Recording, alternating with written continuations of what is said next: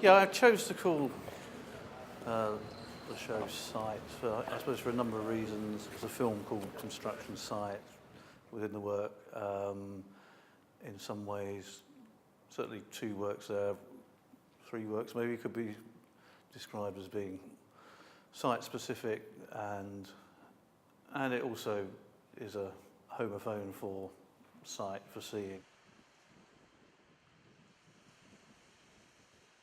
Construction Site, the film, relies upon a kind of,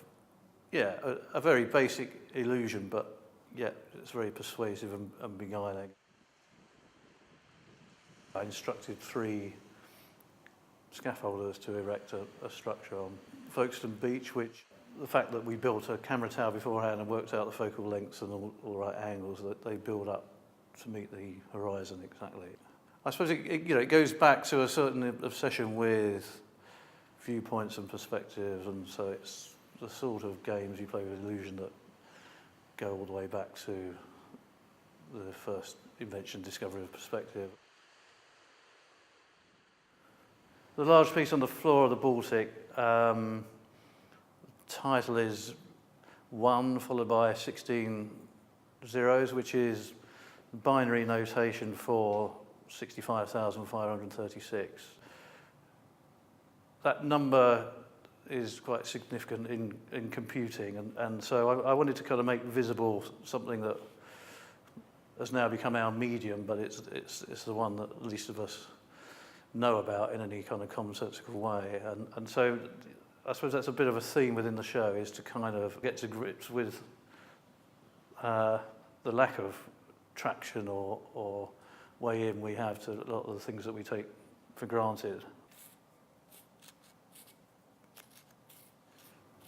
And then the numbered bricks, the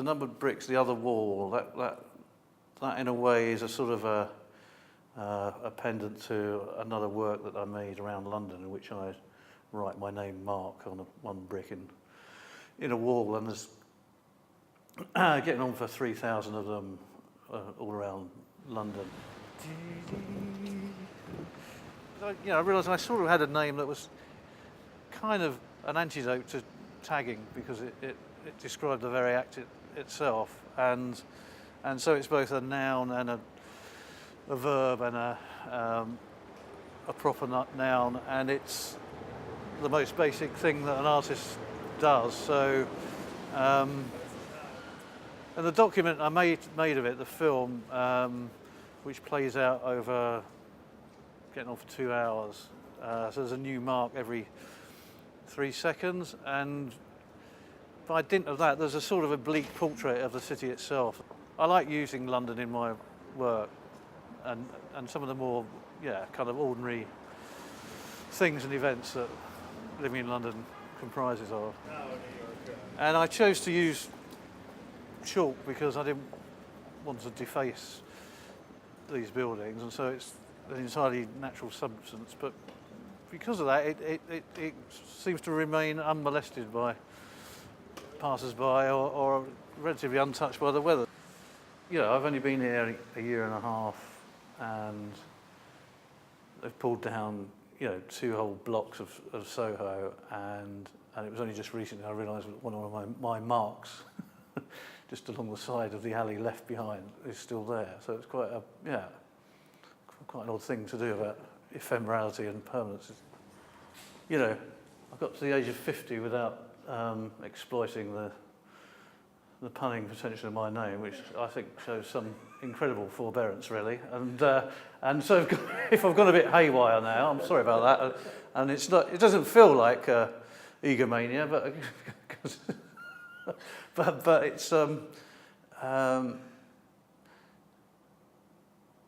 no, there it is. I mean, mark making is the first basic thing that man did in terms of creating art, I suppose. The brick becomes a kind of a unit of identity amongst the vast billions that there are in London. And I suppose by the same token,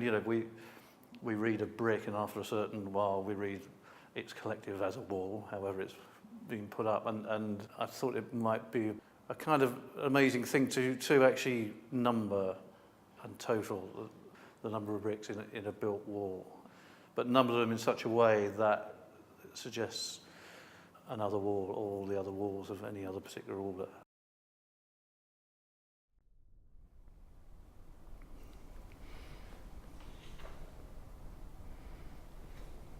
Over the last few years, I've done a series of self-portraits which are capital letter I in different fonts. Sometimes on our computers we have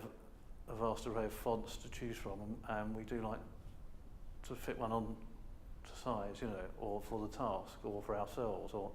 and again that replicates in a way how we go about our business every day and adjust ourselves to people and situations, and so the one at the BALTIC, I'm you know, I say semi-jokingly, I like to say it's perhaps the largest self-portrait in the world, and it's in Times New Roman, which is sort of still a kind of default setting, and so although it's a self-portrait, it's kind of as anonymous or as neutral as one could hope to be.